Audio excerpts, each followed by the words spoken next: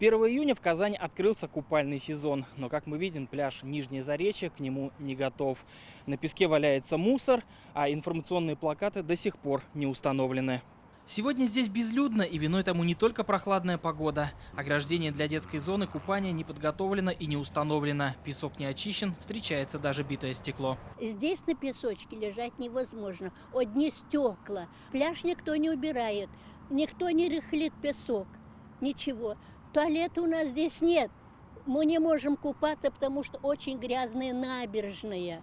Звуковое помещение есть у вас? Комиссия проверила наличие спасательного оборудования, укомплектованность медицинского пункта и правильность информации на специальных стендах. Сотрудники пляжа сегодня установили буйки на границе купальной зоны и обязались устранить выявленные недостатки в течение 5 дней. Поскольку температура окружающей среды еще недостаточно теплая, вода не успела прогреться, поэтому настоятельно рекомендуем гражданам и детям еще пока не купаться. На данном участке пляжа также установлен знак о запрете купания и вывесен флаг.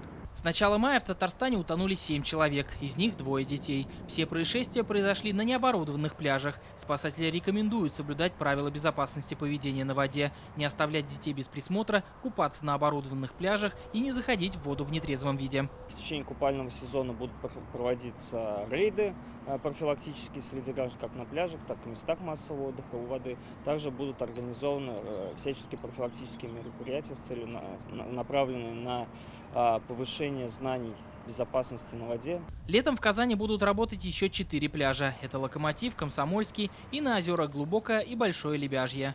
Иван Сарафанов, Вадим Илларионов, ТНВ, Казань.